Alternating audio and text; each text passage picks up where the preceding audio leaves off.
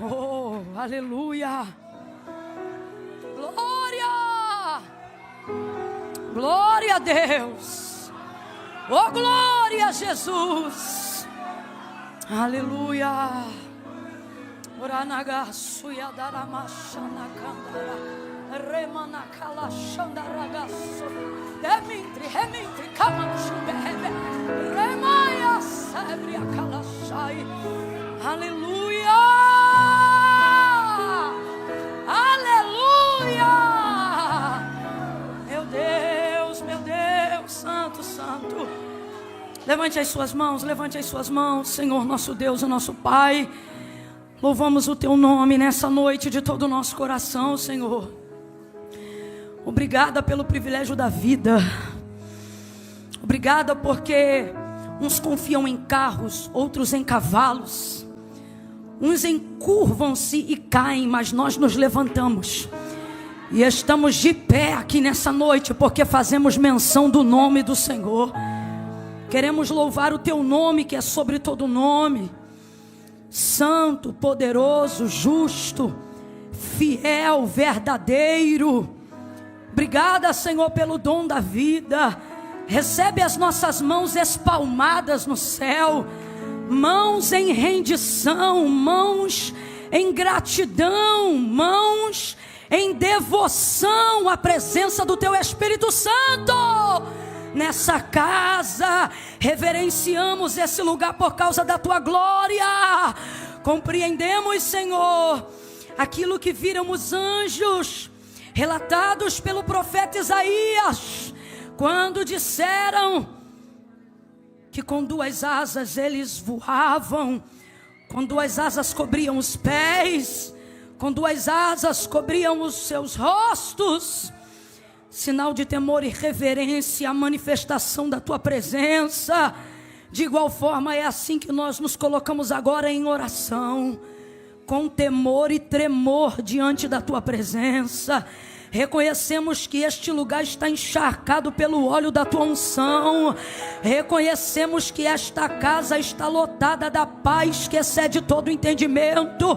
Reconhecemos que a virtude do Teu Espírito Santo sobre esta casa. Reconhecemos que há línguas repartidas como que de fogo sobre as cabeças que aqui estão presentes. Oracalando romanaga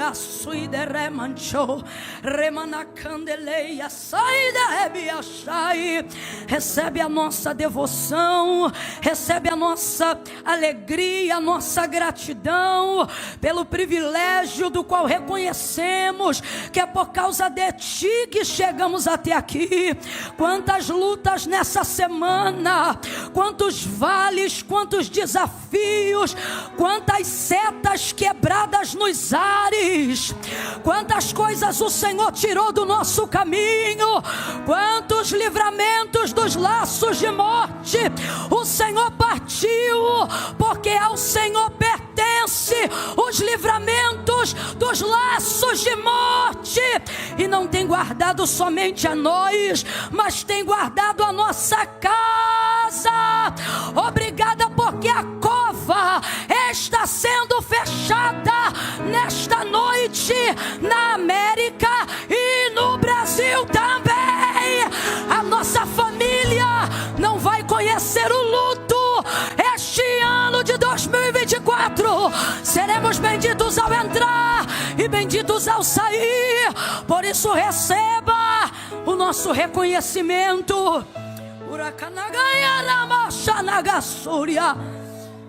Recebe a nossa gratidão, Senhor. Ouve a nossa oração de devoção, de súplica, de quebrantamento, de reconhecimento, que se não fosse o Senhor, nós não estaríamos aqui. Senhor, nesse momento, nós queremos estender as nossas mãos, não os nossos celulares, tão somente as nossas mãos, nuas, em reconhecimento. Que o Senhor ouça a nossa voz em reconhecimento de que Tu és o nosso Deus e não temos outro além de Ti. de que Tu és a força da nossa vida, o amor da nossa alma. Tu és aquele que nos arrebata de dentro para fora. Agora, Pai, ainda em oração, se ainda Te é servido de derramares um pouco mais, não que mereçamos, jamais, mas porque a Tua bondade nunca pode ser medida. Nós queremos Te pedir que essa noite haja manifestação de cura, enquanto a Tua palavra estiver sendo pregada, assim como houve manifestação de renovo e batismo, enquanto a palavra cantada estava sendo ministrada. Continua conosco, fica conosco, fala conosco. Mostre para Deus que não sou só eu que estou pedindo, e comece a dizer: fala conosco, Senhor. Fala conosco, Senhor. Dá uma direção, Senhor, não só para a nossa semana, mas para o nosso ano. Não só para esta semana, mas para este trimestre. Não só, Senhor, para hoje, mas para a nossa geração. Libera sobre nós a Tua palavra e glorifica, glorifica, glorifica, glorifica o Teu nome. É assim que nós oramos, de todo o nosso coração, em nome de Jesus. Quem concorda, diga amém. Oh, amém. Aleluia. Pegue sua Bíblia. A paz do Senhor Jesus, igreja. Oh, aleluia. Meu Deus, meu Deus. Senhor, meu Deus e meu Pai. Meu Deus, ainda bem que eu vim. Ainda bem que eu vim. Ainda bem, rapaz. Olha para o teu irmão, diga assim para ele: foi Deus que te trouxe. Foi Deus que te trouxe, tá, filho? Por que o pessoal lá de trás não está em pé? Está todo mundo em pé menos eu? Que é isso, meu filho? Eu chego aí em 2 passos, você não me desafia, não. Abra comigo a sua Bíblia no 2º livro dos Reis de Israel. Glória a Deus. Ah, gente, que saudade que eu já tô com aquela saudade que chega da raiva. Sabe assim? Meu Deus do céu. E já me dá logo vontade de fazer uma campanha, arrancar todo mundo no meu coração. Vontade de dizer: Deus, eu não preciso disso não, eu tenho família, eu tenho igreja no Brasil também. Mas é um envolvimento, né? Uma comunhão que só há entre aqueles que estão debaixo desse sangue carmesim. E você trata de ficar firme com Deus, tá? Porque se daqui da terra não der tempo da gente se olhar de novo, bora marcar um encontro debaixo da árvore da vida, lá naquele grande dia. Amém? Glória a Deus. Pastor Christian, mais uma vez, fica registrada aqui a minha gratidão. Pastora Daniela e Cristina, toda a casa de vocês, a família de vocês e a família Adevec Boston. Aí, vocês arrebentaram, irmão. Trabalharam mais do que no serviço secular. Rapaz, eles trabalharam de um jeito que nem que fosse $100 por hora eles iam trabalhar tanto assim. Porque fizeram para o Senhor. E a vossa obra não é vã no Senhor. Cadê os voluntários? Digam glória a Deus. A vossa obra não é vã no Senhor. Cadê os voluntários? Digam aleluia. A vossa obra não é vã no Senhor. Tem uma recompensa. Durante 12 anos, quantos anos? Eu servi a casa de Deus integralmente, fazendo exatamente o que esse pessoal aí faz. Ou tirando uma foto, cuidando da recepção dos convidados, fazendo uma comida. Eu fui cantineira há 5 anos. Respeito os irmãos da cozinha. Limpando a igreja, enfim, fazendo tudo o que fosse necessário fazer. E foi ali que eu descobri o viés, a espinha dorsal do chamado que Deus tinha comigo. A pergunta que eu mais ouço as pessoas fazerem para mim quando eu tenho tempo de poder ser questionada acerca do ministério é: como é que eu faço para encontrar o meu chamado? Como é que eu faço para encontrar meu propósito? Trabalha na igreja, rapaz. Ah, mas aonde? Aonde estiver precisando. Entendeu? Nenhum curso, e olha que eu tenho curso. Eu ofereço um curso onde eu trabalho a perspectiva do chamado, mas nem ele, e não leva a mal não, o meu curso é bom. É bom. Falsa modéstia não é coisa de crente. É bom. Mas não supera o aprendizado que só a vida na igreja local pode te dar. Inclusive eu só ofereci ele por causa disso, senão eu não teria know-how para falar nada. Não importa o quanto eu conhecesse a Bíblia de Gênesis a Apocalipse. Tem coisas até hoje que eu recebo e Deus faz questão de dizer assim para mim, ó, isso aqui não é porque você prega não, tá? Isso aqui é porque você servia a minha casa. A bênção de quem serve é diferente. Se eu fosse você, eu caçava algo para fazer na obra de Deus. Segundo livro dos Reis de Israel, capítulo 4. Quem achou, diga amém. Amém. Gente, último dia para adquirir o livro juntas, tá? Último dia. Por quê? Porque com frete fica mais caro do que o material. E hoje, Camila, hoje o frete é grátis. Pegou, botou debaixo do braço e levou. Vai estar disponível lá, tá bom? Quem esteve aqui ontem, diga glória. Quem sabe que hoje continua, diga aleluia. Aleluia. Ontem nós falamos sobre Eliseu. E sobre o poder de ter uma vida santa. Nós afirmamos ontem aqui que santidade paga bem. Ela te dá um lugar de visão privilegiada, de estabilidade e de segurança. Quem entendeu, diga amém. Hoje nós vamos dar continuidade ao texto, mas agora sobre a perspectiva da mulher sunamita, a partir do versículo de número 17 em diante. Segundo Reis capítulo 4, versículo 17 em diante.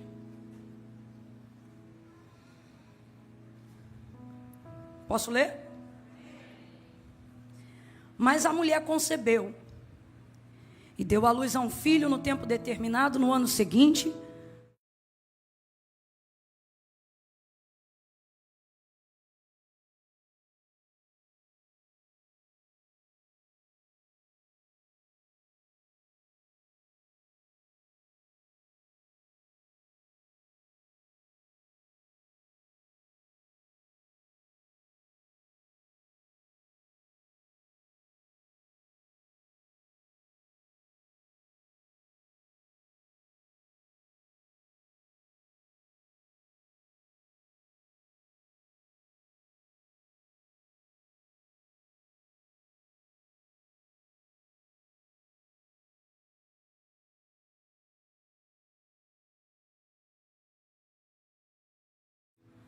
Joelho tem um significado muito grande. Tem crente que usa joelho até como arma. Fala para ela que eu vou botar ela no meu joelho. Ele o tomou até o meio-dia e então o menino morreu. O que aconteceu com o menino, gente? Subiu ela e o deitou sobre a cama do homem de Deus, fechou a porta e saiu. Chamou seu marido e ele disse: manda-me um dos moços e uma das jumentas, para que eu corra. Eu quero que você grite após mim e diga: corra! Corra! Isso, para que eu? Corra! Para que eu? Corra! Corra o homem de Deus e volte. E ele perguntou a mulher dele, né? Ele perguntou: por que vais a ele hoje? Se não é lua nova nem sábado. E ela disse: tudo vai bem. Então ela albardou a jumenta. Quem sabe o que é albardar? Albardou, quem sabe? A maioria não sabe. É isso aí, selar, preparar, entendeu? Então ela preparou a jumenta e disse ao seu moço: guia, anda e não te detenhas no teu caminhar, senão somente quando eu te disser. Versículo 36. É o último. E eu termino para você parar de murmurar mentalmente.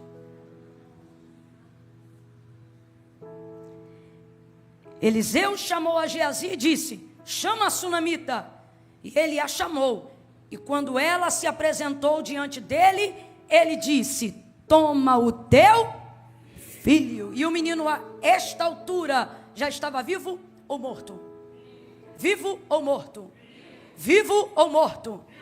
Eu vou contar de 1 a 3. Quando eu disser 3, você vai liberar uma palavra que determina o rumo profético daquilo que Deus nos confiou como verdade para essa noite. Quando eu disser 3, você vai dizer assim para quem estiver ao seu lado: vai voltar vivo para a tua mão. Eu não contei até 3 ainda. Vai voltar vivo. Eu vou simplificar. Você vai dizer assim, ó: vivo na tua mão. Ficou melhor, não ficou? É 1, é 2, é 3, diga!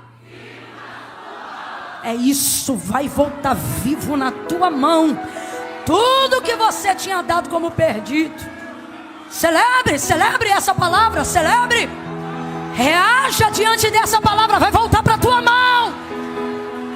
Não quero você tímido hoje não, que até oferta de gratidão eu vi que deram pela tua vida. Tá? Não me faz ir lá dentro e catar a oferta que deram para você não. Senta dando glória a Deus aí. Oh, glória! Glória a Deus!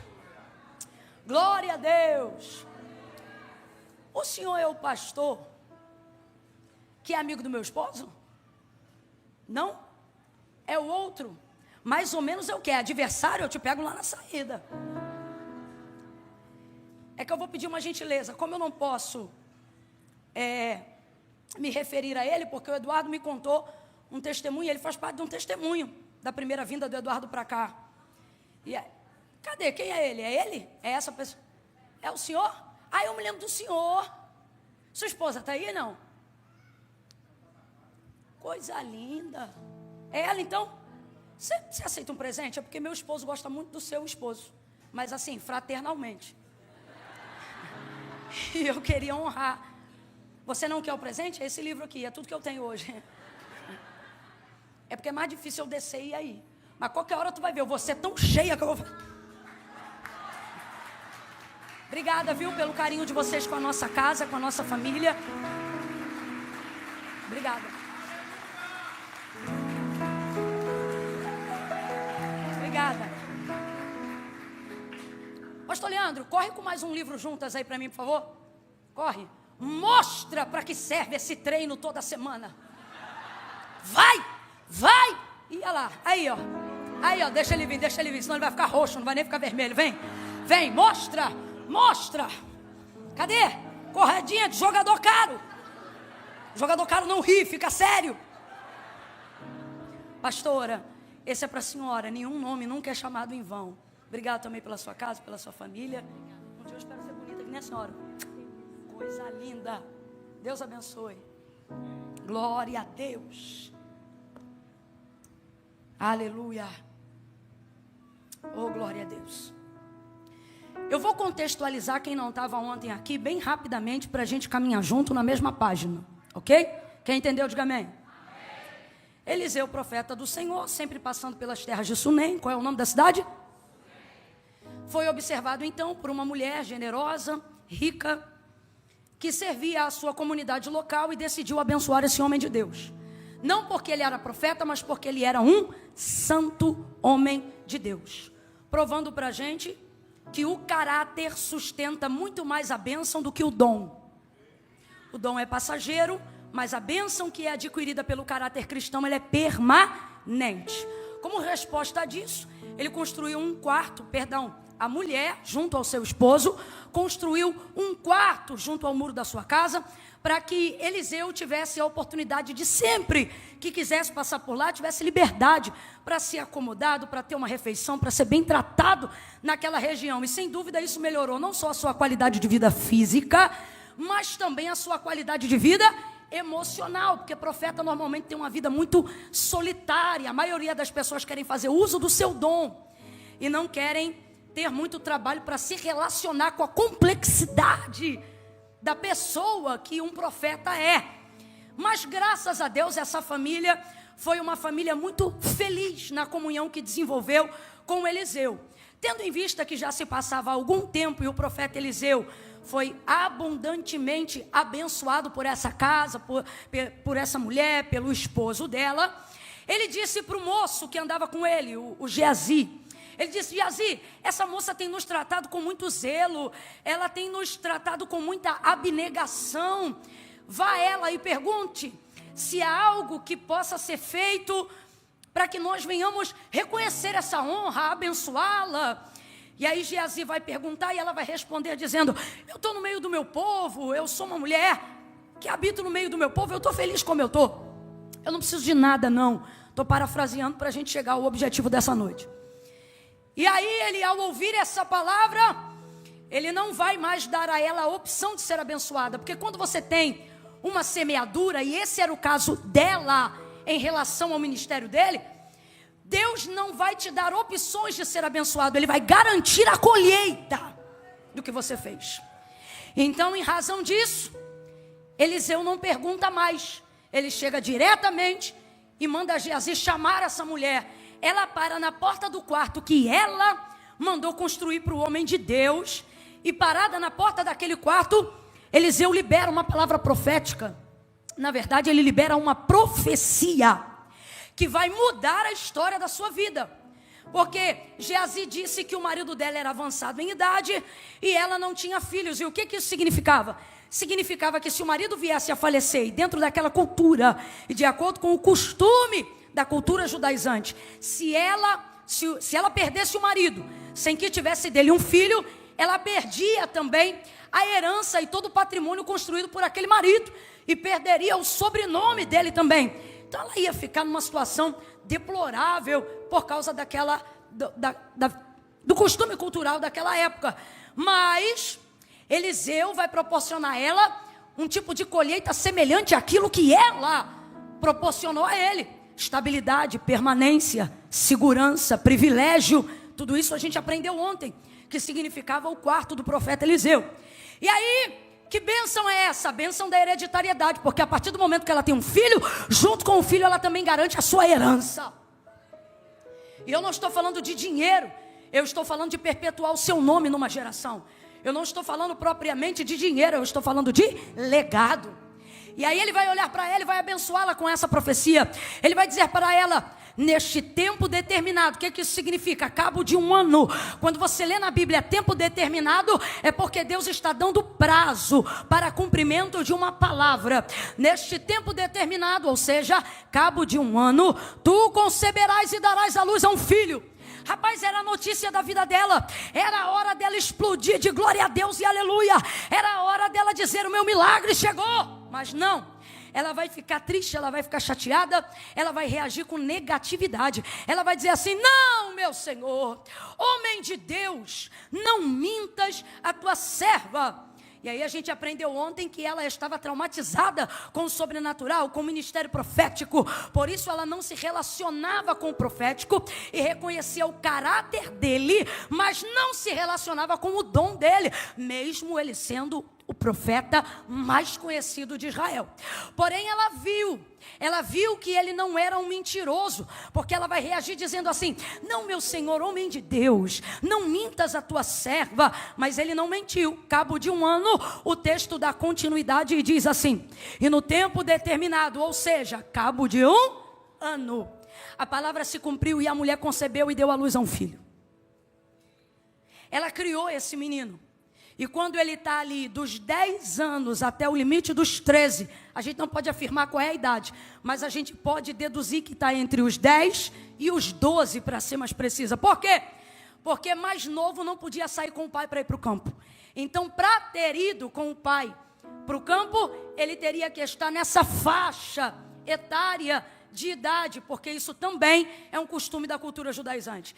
Então, o que a gente está falando aqui? A gente está falando de anos de relacionamento, de uma família com uma palavra profética, com um homem de Deus, uma casa que já está há anos fundamentada na palavra, uma casa que tem liberdade e trânsito profético. Eliseu agora, quando chega naquela casa, ele não pede permissão para entrar, ele tem um nível de independência dado pelos próprios anfitriões da casa, e eles agora vivem debaixo do cumprimento de palavras que foram ditas. Eliseu nunca contou com a fé dessa mulher para liberar essa palavra profética.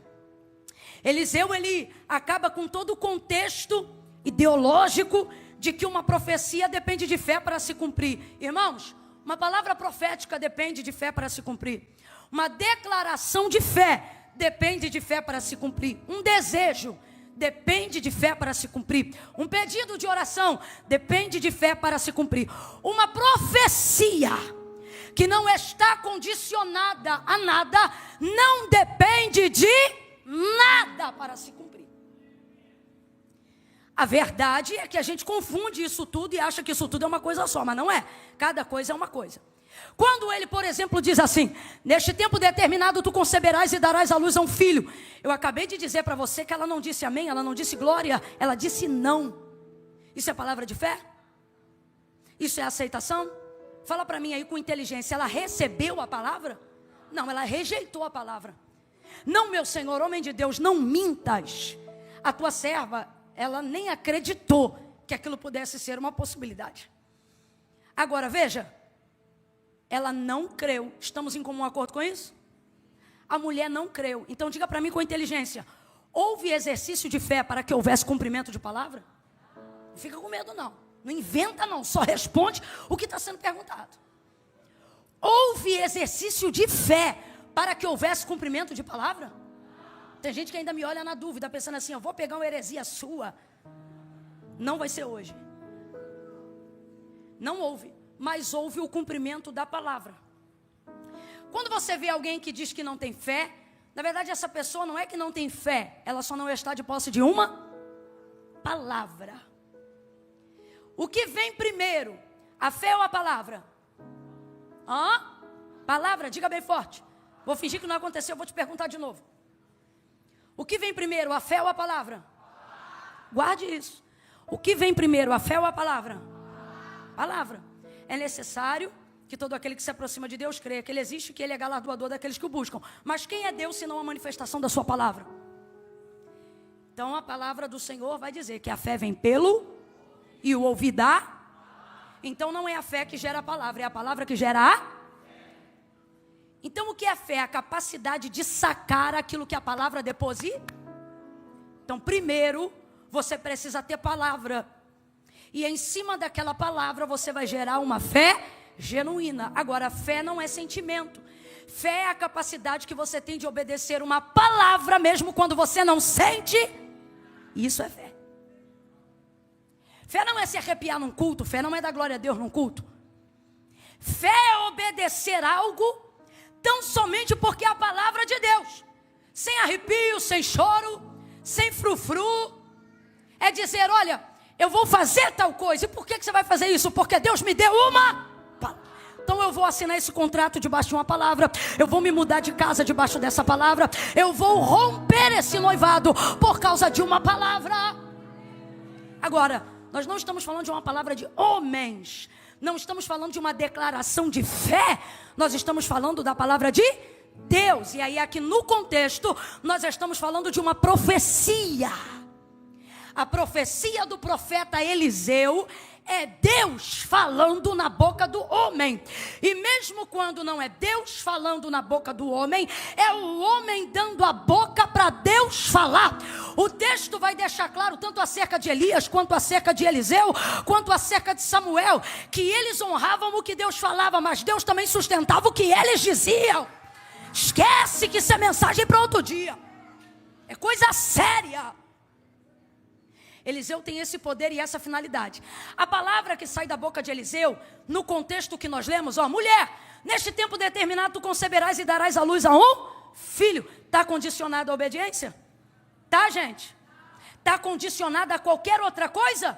Não, ele não está dizendo se você ouvir, se você atender, se você obedecer. Não, o que ele está dizendo é, filha, daqui a 1 ano, você vai ser mãe. E ela creu. Vamos lá de novo, não tenha medo. Ela creu, mas cumpriu ou não cumpriu? Porque isso é uma profecia. O que isso significa? Significa que é a palavra de Deus pura e simplesmente. A palavra de Deus se cumpre. O texto diz que ela não volta vazia. Ela vai e faz aquilo que lhe apraz. Camila, então por que tem palavra que liberaram sobre a minha vida e que não se cumpriu? Se ela está condicionada a alguma obediência, faça a sua parte e ela se cumprirá. Deus também liberou palavras condicionadas à obediência. Ele disse a Moisés diante do Ebal e do Gerizim: ensina ao meu povo que se eles ouvirem, se eles atenderem, se eles obedecerem, olha, se, os mandamentos que eu, o Senhor, ordeno hoje no meio de vós, eu farei. Veja, o eu farei só vem depois do se. Então são promessas condicionadas à obediência. Agora, o que eu estou falando? Estou falando de uma profecia direta. Vamos falar mais rasgado, que é para todo mundo entender, para Jesus sarar o coração de alguém aqui nessa noite, que está achando que qualquer um que profetiza é profeta, mas não é profeta. É gente que diz assim, ó, tal dia, conta tal dia, e vai acontecer tal coisa. Rapaz, tu contou tal dia, e não aconteceu tal coisa. Se tu for bater na porta do profeta e perguntar para ele: olha só, profeta, o senhor falou naquele dia que tal dia ia acontecer tal coisa, e no tal dia não aconteceu tal coisa. Normalmente ele vai dizer assim: mas também você não creu. Aí eu olho para aqui e vejo que esta mulher não tem fé declarada para receber o que Eliseu profetiza, mas ela recebeu. Então a pergunta diante de uma profecia que não se cumpre e que não está condicionada a nenhuma condição, a pergunta então é: sou eu que não tenho fé para receber? Ou é quem disse que não tinha autoridade para profetizar? Porque no caso de Eliseu, ele não conta com a fé que a mulher coloca nele. Ele conta com a fé, o relacionamento que ele tem em Deus. E isto foi o suficiente, gente. Pare de monitorar a sua fé baseado no que os outros sentem quando você recebe de Deus uma palavra. O seu aferidor de fé, de energia, de motivação não pode estar em como o outro reage diante de uma palavra que você recebeu, ou de uma palavra que você tem autoridade para liberar. Deus está nos dizendo aqui: aquilo que eu vou fazer não depende do quanto os outros acreditam em você, depende do quanto você acredita em mim. Isso garantirá o seu milagre. Todavia ela não creu, todavia a palavra se cumpriu, porque é uma profecia diretiva. Então aos profetas nessa noite, quando abrirem a boca para dizer: assim diz o Senhor, tenham certeza que é o Senhor que está dizendo, para que depois alguém não volte aqui e te envergonhe. Cumpriu e desenvolveu-se um relacionamento com aquela família. Eliseu viu este menino crescer, e este menino é um milagre. Ah, irmãos, aquilo que a palavra de Deus manifesta, ela manifesta para fazer o que os homens naturais não podem fazer. Então a vida desse menino é um milagre. Completa aí para a gente caminhar junto. A vida desse menino é um? Esse menino é uma promessa que se... uma promessa. Eu não sei qual era o nome dele, mas ele também podia ter um codinome. Ele podia estar andando por aí, alguém perguntar: qual é o nome do teu filho? E ela poderia dizer: cumprimento de promessa. Qual é o nome do teu filho? Palavra de Deus. Ele é a realização, ele é a materialização daquilo que Deus me disse que faria. Ele é o cumprimento da fidelidade de Deus em relação à minha pessoa. Ele é Deus dizendo: eu sou poderoso para fazer. Esse menino representa tudo isso. Quando ele chega nessa fase dessa idade aí, vai sair com o pai para o campo. Aquela coisa de criança, né? De querer ir trabalhar, querer ver o trabalho do pai, etc. Enfim, vai sair com o pai e volta gemendo de dor. Ai! Tem ponto de exclamação no texto. O menino gritava: ai, a minha cabeça! Ai, a minha cabeça! Ai, a minha cabeça! E aí o pai, pensando que se tratava, não sei, de alguma bobeira, alguma dor, quem sabe até uma birra, chamou um dos seus empregados e disse: leva o menino para sua mãe. Pegou o menino e levou para a mãe dele. Quando o menino chega em casa, ela vai recebê-lo. Só que a Bíblia trabalha com síntese. Ela sintetiza. Então, tem coisa que acontece nesse período que a Bíblia não conta, porque não dá tempo de contar. Mas não é difícil da gente conjecturar, e eu vou explicar por quê. Você que tem filho, teu menino chega em casa, gritando, rapaz, de dor. Ai, a minha cabeça, ai, a minha cabeça. Primeira coisa que você vai fazer, seja pai, seja mãe, você vai direto na cabeça do moleque. Sim ou não? Você vai lá, vai abrir, parece até que está catando piolho, começa a abrir ponto a ponto. Está doendo aonde? E ele gritando, ai, a minha cabeça, ai, a minha cabeça. E se você for um pouco mais gentil, como é a minha mãe, você vai dizer, se você não parar de chorar, eu não vou entender. Para de chorar, porque está doendo. Aonde está doendo? Caiu, o que houve? E o moleque só gritando, ai, a minha cabeça, ai, a minha cabeça. E a mãe vai perceber que vai perder o filho, porque mãe sabe. Mãe sabe, irmão. A mãe tem 3 níveis quando ela entra numa emergência com uma criança. Ela entra e tem o nível da triagem, né? A triagem. O nível de dor, dá para esperar? Dá. Ela vai preencher formulário, ela vai sentar, ela vai esperar, ela conhece o filho, ela sabe que dá para esperar. Dá para esperar na recepção do hospital, mas dá para esperar. Tem o segundo nível. O nível do dá para esperar, mas não vou esperar sentado. O menino senta e a mãe está de pé. E ela quer saber, o médico já veio? Já, ela está percebendo que não está bom. E tem o terceiro e último nível. A mãe que percebe que o filho está desfalecendo. Dá um formulário para essa mãe preencher. A mãe do terceiro nível. Manda ela sentar na recepção. Irmão, ela pode ficar passiva de ser presa, custódia, depois da internação que ela conseguir.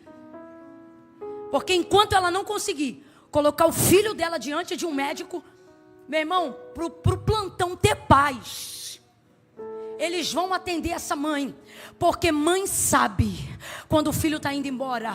Essa mulher já tentou meio que de tudo, ela está tentando descobrir o que está acontecendo com o filho dela, só que não dá jeito, nada resolve.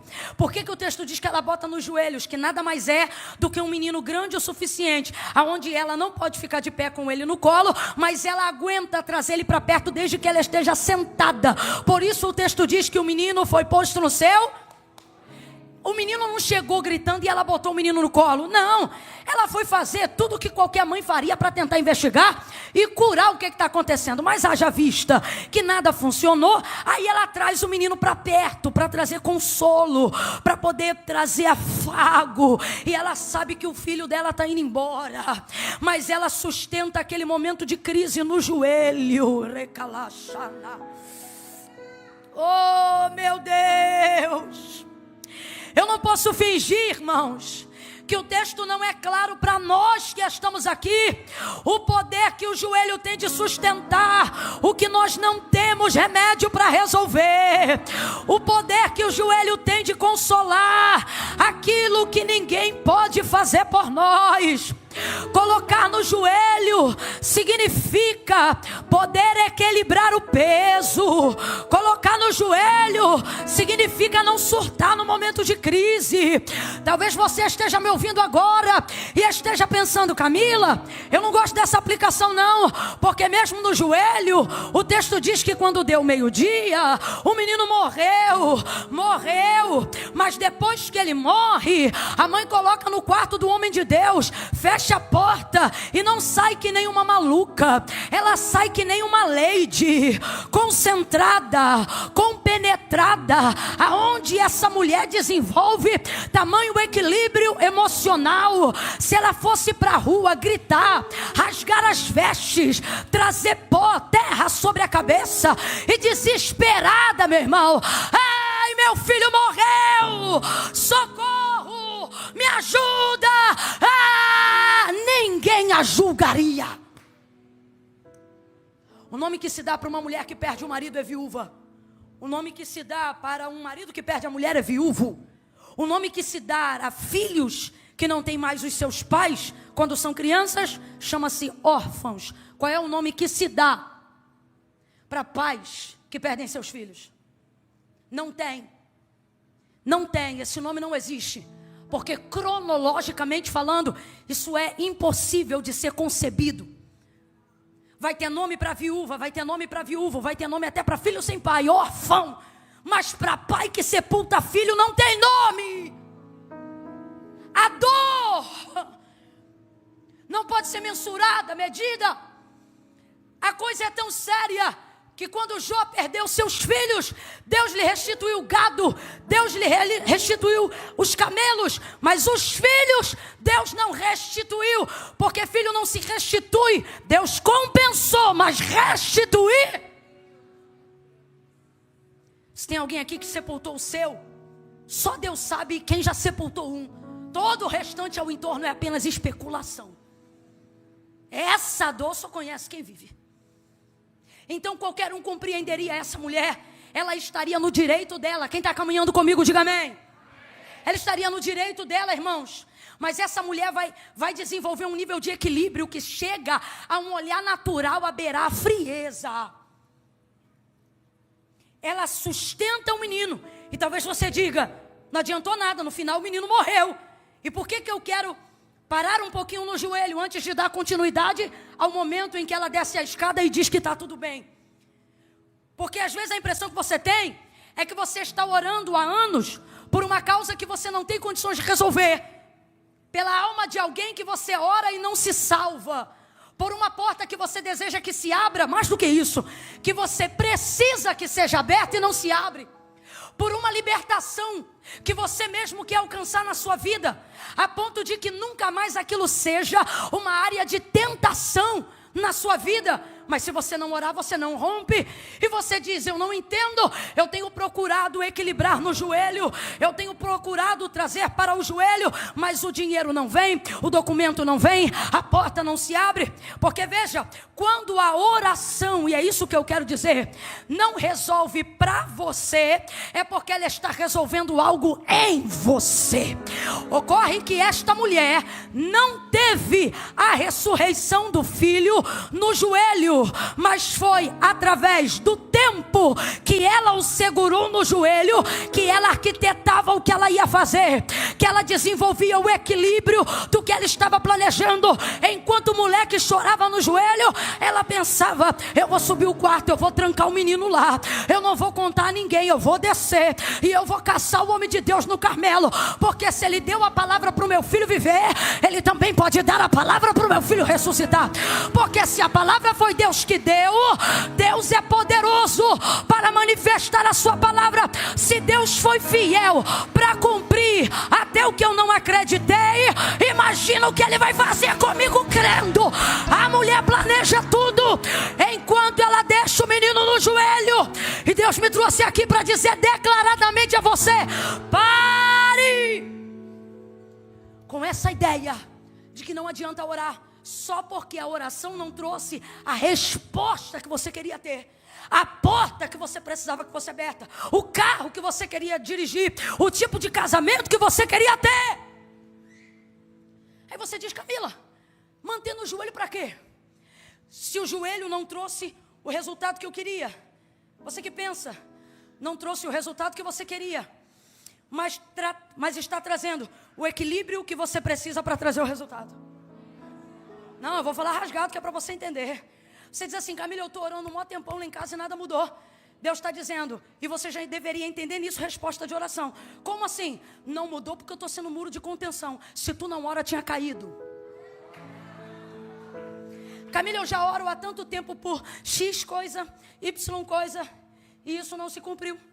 Eu estou orando pela libertação de um filho que é usuário de droga, e o menino não parou de usar droga. E o Senhor está dizendo, realmente ele não parou de usar droga. Inclusive pelo tempo que ele usa, já era para ele ter morrido. Mas só porque você ora, o menino não morreu, o menino está vivo. Inclusive você está respondendo a um processo onde você diz, eu estou respondendo esse processo e as coisas não se resolvem. E Deus está me trazendo aqui hoje para dizer para você, nesse processo, ou você estaria preso aqui, ou você estaria deportado para lá. Mas você não foi preso e nem deportado só porque ainda está orando por esse processo. Deus está falando com alguém aqui. E aí você diz assim, eu estou orando e não está acontecendo nada. Deus diz, às vezes, não acontecer nada é resposta de oração. Porque se tu não estivesse orando, o que já tinha acontecido de desgraça, meu irmão. Olha para quem está do teu lado e diga, coloca no joelho. Fala, não desiste do joelho. Continue orando, continue orando, continue orando. Eu vou falar como Deus está mandando. Você ainda não ficou maluca porque está orando. Tu ainda não surtou porque está orando. Tu não cometeu suicídio porque está orando. E Deus é camalagai.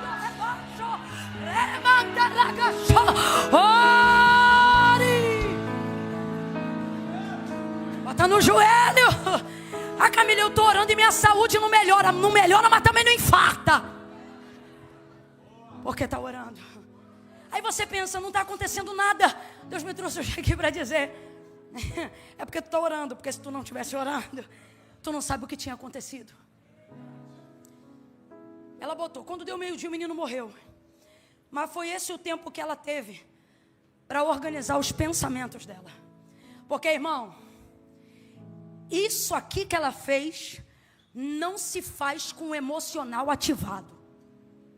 Isso aqui que ela fez só se é capaz de fazer se o espiritual estiver posicionado. Estou sentindo uma graça de Deus tão grande aqui.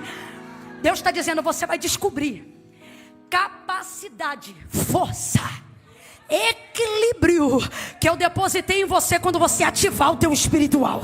Ativa o teu espiritual. O teu espiritual vai traçar destinos, vai traçar saídas. Pastor Christian, Deus está me dando uma visão aberta. Eu estou vendo um monte de cálculo, é cálculo matemático mesmo. E eu digo, Deus, o que significa isso? E Ele me diz, eu vou no espiritual te dar ideias, contas, gráficos. Meu Deus! Coisas que na agitação do emocional, na pressão do boleto, na pressão familiar, debaixo da pressão da crise conjugal, você tem capacidade, mas não desenvolve. Por quê? Porque está debaixo do governo das emoções. Deus está dizendo, ativa teu espiritual que eu vou governar sobre a tua conta, sobre os teus boletos, sobre a tua crise, sobre os teus... Ativa o teu espiritual que eu vou governar sobre o teu ministério, sobre o teu emprego, sobre a tua renda. Ativa o teu espiritual que eu vou governar sobre os teus negócios, sobre o teu processo. Ativa o teu espiritual que eu vou te dar ideias que você não teve, caminhos que você não via. Eu vou abrir caminhos no deserto, haverão rios no vale, eu vou prosperar caminho. Ativa o teu espiritual. O joelho antecipa isso. O joelho antecipa isso. Você pode estar debaixo de uma palavra poderosa. Eu disse isso na quarta-feira, e repito isso hoje aqui. Irmãos, falar de Deus é uma coisa, falar com Deus. Tua vida não muda quando você fala dele. Tua vida muda quando você fala com Ele. Você sabe por que 70% das pessoas não recebem a bênção que elas querem num culto que proporciona a capacidade para serem abençoadas naquele dia? Porque a maioria, quando colocamos de pé para fazer a oração final, vai embora.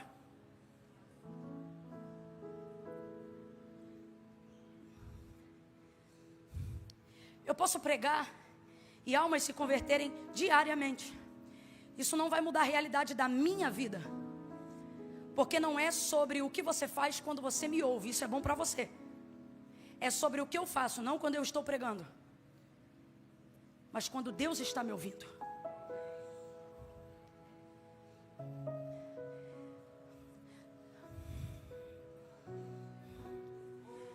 Podemos ensinar vocês a cantarem. Podemos ensinar vocês a pregarem. Só tem uma coisa que não se ensina se não tiver relacionamento com Deus. É o tipo de coisa que você só pode aprender por testemunho. Se eu não me engano, é da região de vocês, Mude. E ele dizia: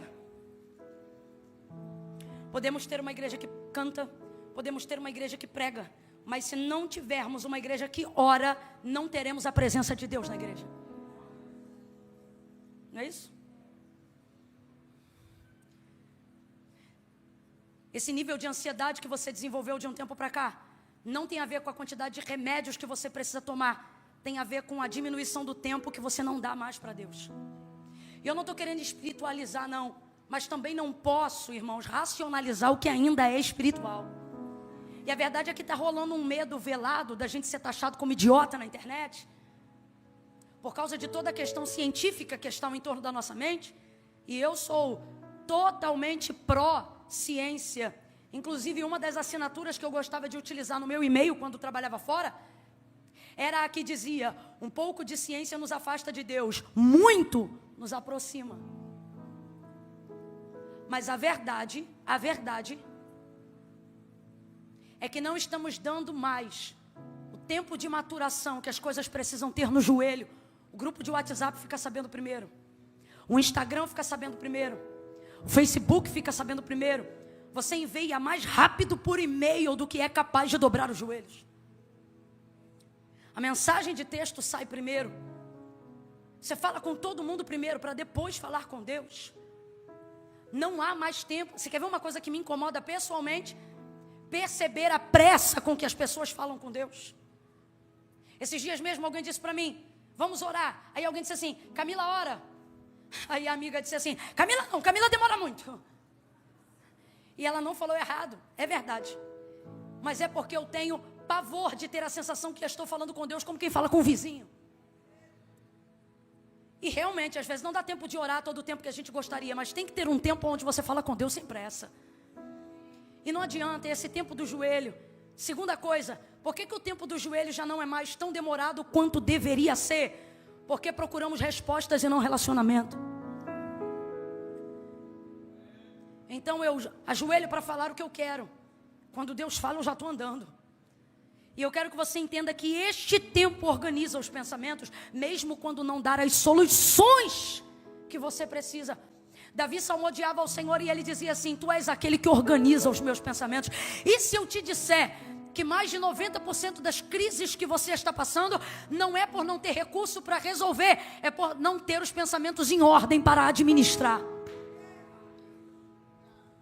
E você pensa que o tempo de oração vai roubar o tempo da sua administração, quando na verdade é o tempo de oração que vai aprimorar a sua capacidade administrativa. Ative o espiritual. E Deus vai te ajudar e vai colocar em ordem o que você precisa. Eu vou profetizar como o Senhor está me dando ordem nessa noite. Deus vai te dar a frieza que você precisa. Que isso, Camila, eu não recebo isso não. Receba, porque o Senhor está dizendo: você não será uma mulher desgovernada, você não será um homem surtado, você será uma pessoa aonde alguém vorazmente vai estar gritando, esbravejando, se rasgando, e você vai manter na classe, vai manter na elegância. Alguém vai dizer: fulano é fria, mas quem tiver o Espírito de Deus vai dizer: fulano é equilibrado, fulano está debaixo de uma direção. Rapaz, ela sai dali, pega o moleque no colo, sobe as escadas no silêncio. Cara, essa mulher é estranha. E é assim que a gente sente quando percebe à nossa volta gente que tem capacidade de se controlar nas situações mais loucas da vida. É gente que olha pra gente e diz: como é que tu aguenta? Como é que você está passando por isso? Por que tu não deu na cara dela? Por que tu não... Sabe, a pessoa não consegue entender como é que você consegue ter o controle numa crise dessa. Rapaz, ela pegou o moleque no colo, subiu na escada, abriu o quarto do homem de Deus, esticou o menino lá na cama, saiu, fechou a porta. Isso aqui é maravilhoso. Ela fez questão de manter o problema entre Deus e ela. Tem coisas que para Deus resolver não pode passar por terceiros, vai ter que ficar entre você e ele. Fecha a porta quando sair, por favor. Ela fechou a porta, desceu as escadas. E ela sabia onde o homem de Deus estava. Ela sabia, gente, não tem Instagram, não tem WhatsApp, não tem nada disso não. Sabia porque tinha vida, relacionamento fraterno com um homem que tinha a palavra de Deus.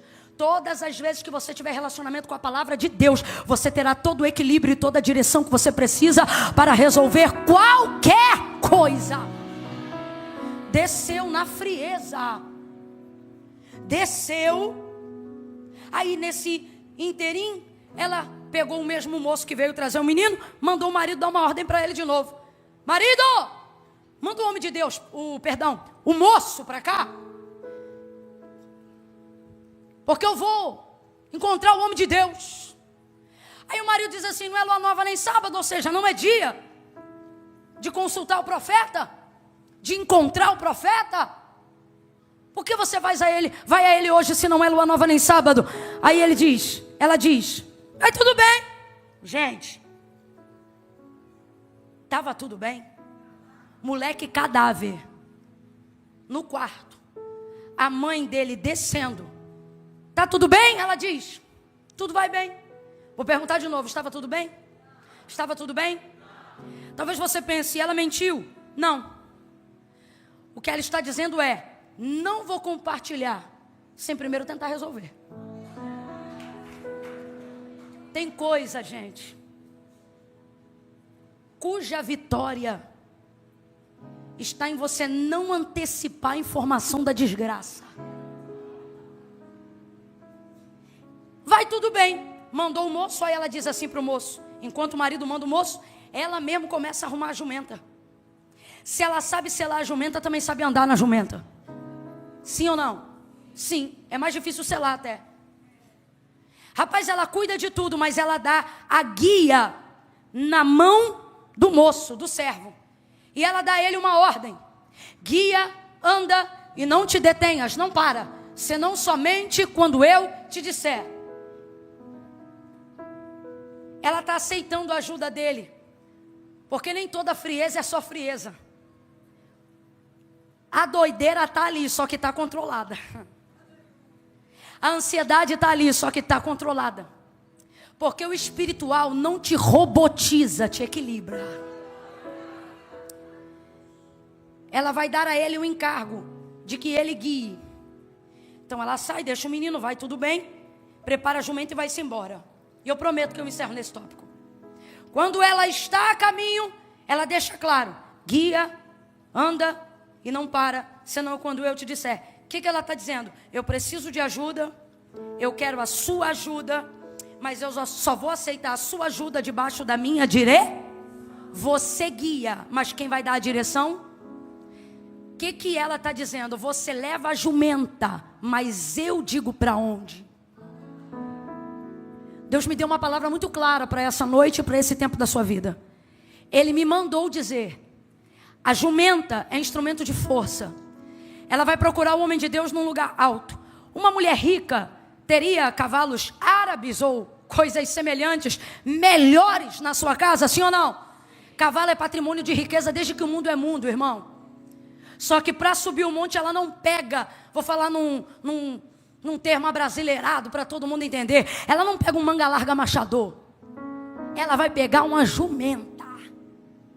Um animal de força e não de agilidade. Porque para subir a montanha, ela precisa de força.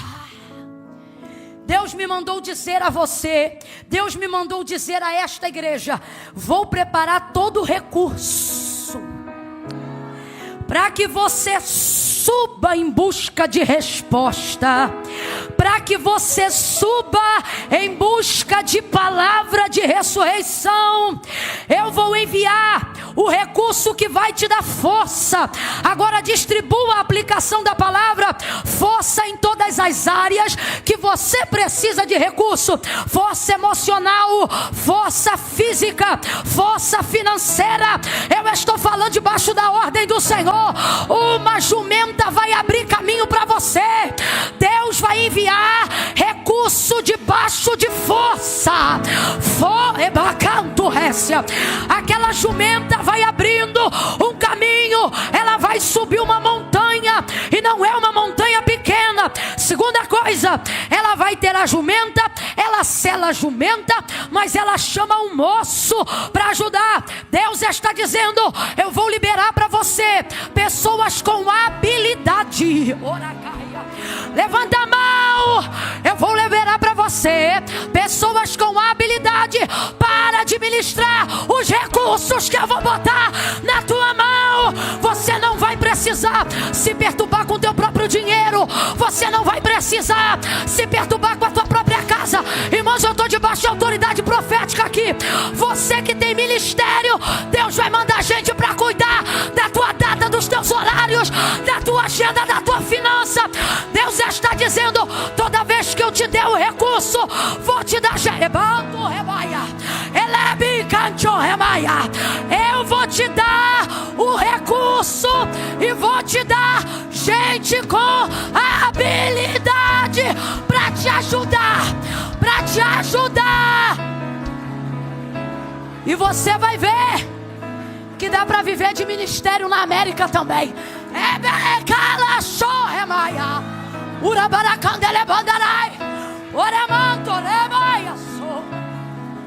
Pega na mão de alguém aí agora. Pega na mão desse crente. Não pede licença não. Só pega e diga assim: quem dá a jumenta também traz o servo. Receba força e gente com capacidade para lidar com o recurso que Deus vai liberar para você nesse tempo.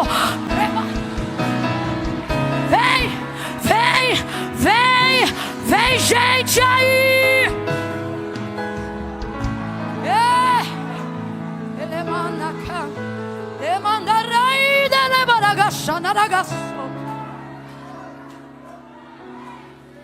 Dificilmente o dono de um time é também o técnico.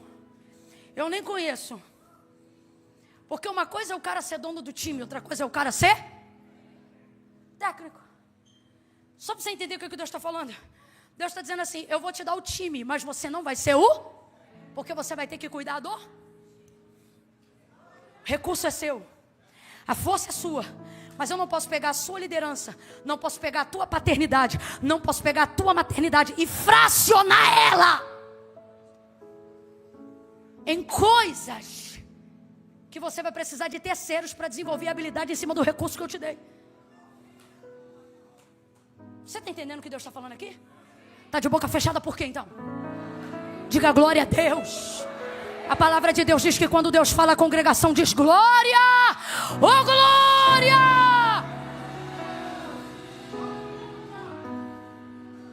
Não vai faltar recurso, não vai faltar força.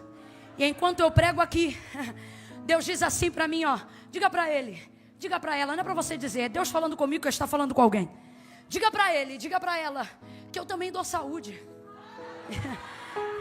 E que eu também trago essa saúde por intermédio de médicos que eu apresento. Eu não sei para quem aqui, mas Deus está dizendo: eu cuido da saúde. Eu abro um caminho de cura para o teu filho. É badaia. Eu abro um caminho de cura.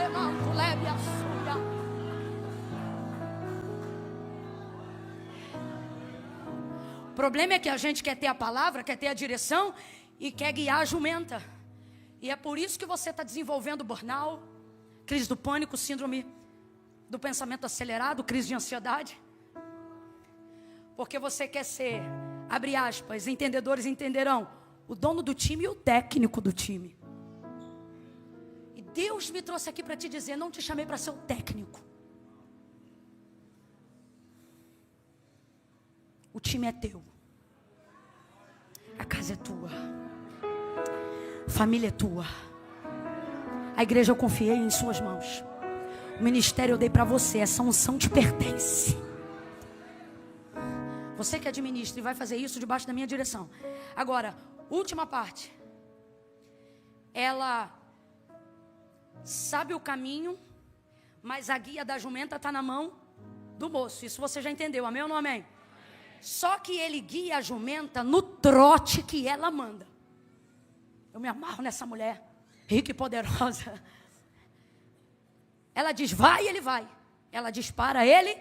Ela diz corre, ele corre. Ela diz mais devagar, ele desacelera. Então veja, ele guia, mas ela dirige, dá a direção. No meio do caminho, ministérios, empresas, famílias são destruídas porque você deixa quem ajudou monopolizar a direção.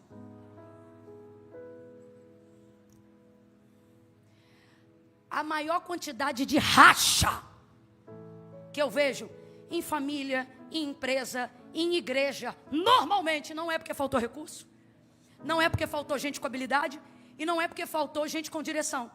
O problema dá quando une as três coisas. O problema é quando o desespero de quem não tinha ninguém começa a receber alguém disposto para ajudar. E aí a pessoa disposta a ajudar começa a achar que porque está pronto para ajudar, também pode decidir aonde vai. E é nessa hora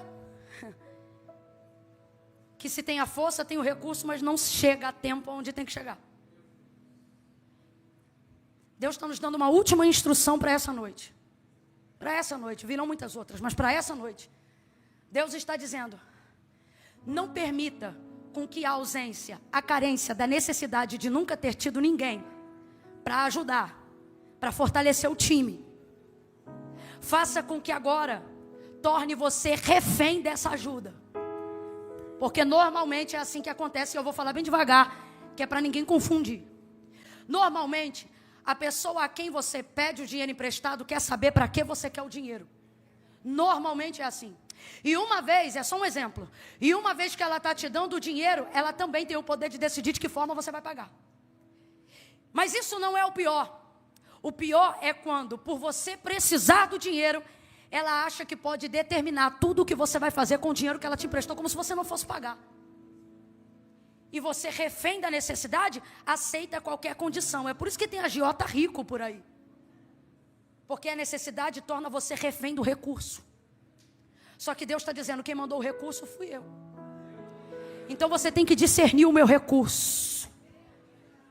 Deus vai redobrar teu discernimento nesse trimestre. Eu vou falar de novo. Deus vai redobrar a tua capacidade de discernimento nesse trimestre. Camila, como é que eu vou saber que quem Deus está emparelhando do meu lado, que quem Deus está selando ou preparando os meus recursos, é alguém em quem eu posso confiar, que vai aceitar a minha direção, que vai aceitar o meu comando, que está debaixo da mesma palavra que Deus liberou sobre a minha vida? Deus está dizendo: é aquela pessoa que não vai intervir na direção que Deus te deu. Ela não vai dizer eu dou ordem, ela vai dizer eu estou aqui para acatar teu comando, libera a ordem. O que foi que Deus te falou, pastor? O que foi que Deus te falou, pai? Ô mãe, o que a senhora quer que eu faça? Deus está dizendo: eu não vou botar gente para dividir força com você, eu vou botar do teu lado gente que vai estar debaixo da palavra que eu liberei sobre a tua vida. É a parte mais difícil. É a parte mais difícil.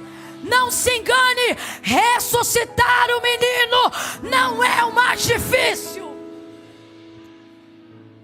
É desenvolver uma estratégia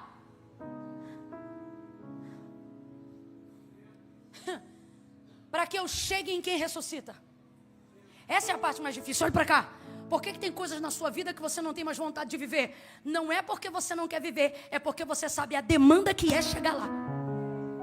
As pessoas pelas quais você vai ter que passar, o nível de empreendimento que você vai ter que desenvolver, o nível de acesso que você vai ter que voltar a dar. E aí você prefere deixar para lá. Ah, deixa morrer, vamos embora enterrar. Só que preste atenção, não lide como se não servisse mais aquilo que um dia foi uma palavra que Deus liberou para você. Olhe para mim. Está gritando ai, ai hoje.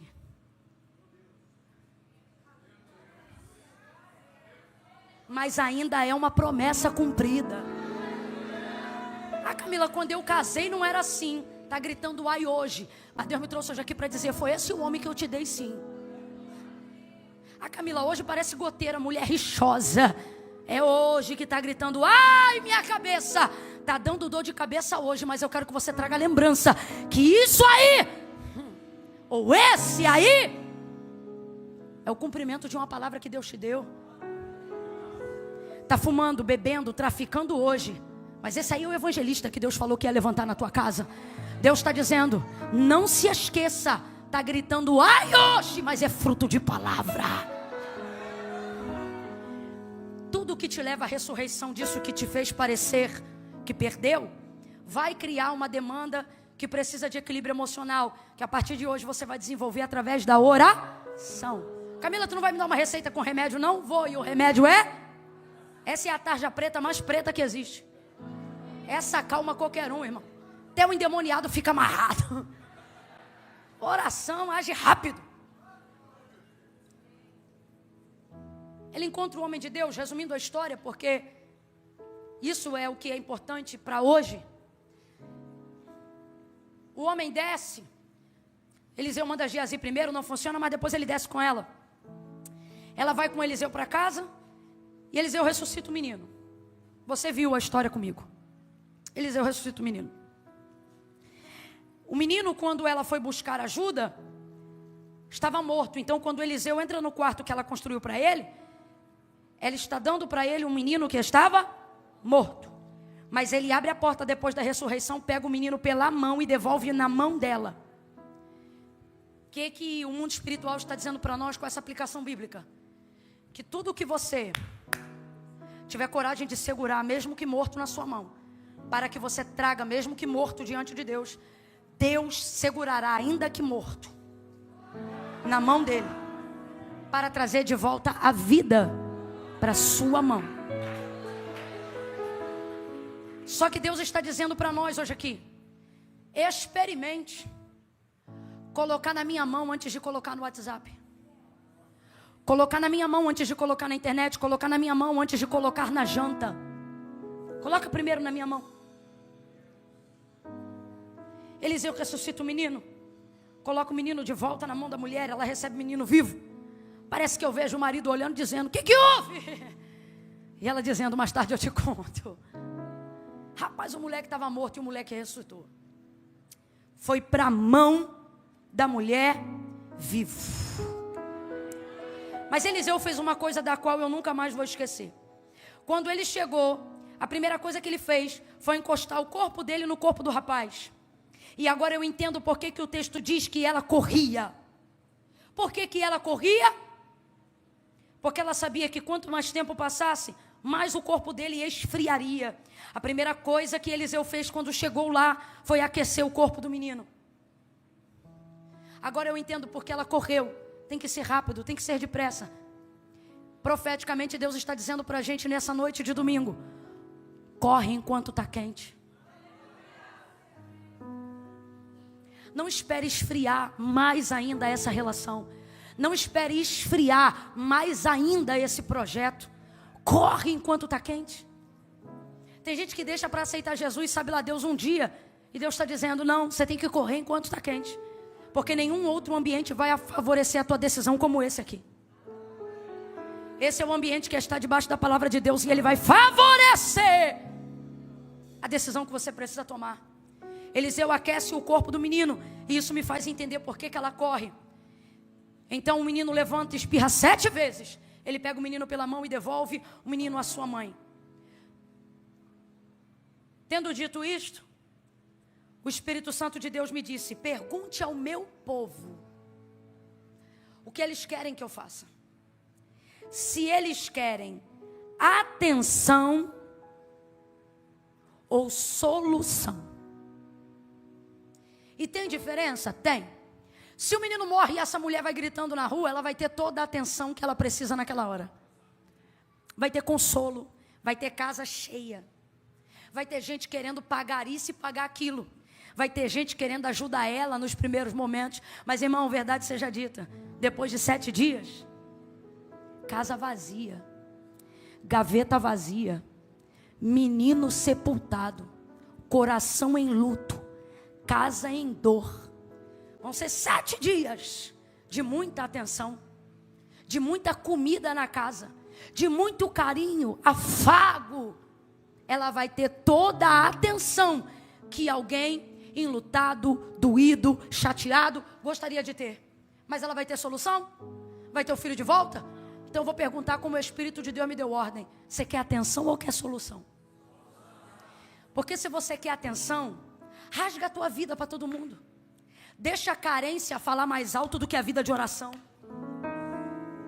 Agora, quer solução? Tranca este problema no quarto do milagre hoje entre você e Deus. E vai gemendo, mas vai. Vai chorando, mas vai. Vai com o muro de contenção da graça. Oh, reprimindo minhas emoções? Não, controlando cada uma delas. Vai debaixo da unção que te dá graça para suportar os ataques, as contendas, a pressão dos problemas que não são dissolvidos. Deus está dizendo: se hoje tu fizeres um pacto comigo e tu quiseres ver a minha mão ao invés da mão da vizinhança, se tu quiseres ver a minha mão ao invés de ter seguidor e atenção pública na internet, se o meu selo valer para ti mais do que arroba, patrocínio e dólar, tu verás a minha mão, tu verás a minha mão, tu verás a minha mão, tu verás eu ser muro de contenção ao teu redor. Parece que vai cair, mas não cai. Parece que vai desabar, mas não vai. Parece que vai desmontar, mas não vai. Deus está dizendo: eu protejo o corpo, eu protejo o corpo, eu protejo a honra, eu protejo a reputação, eu protejo tua casa, eu protejo tua família. Quem está disposto a pagar um preço para ver solução e não só atenção, fica de pé rápido num salto de glória.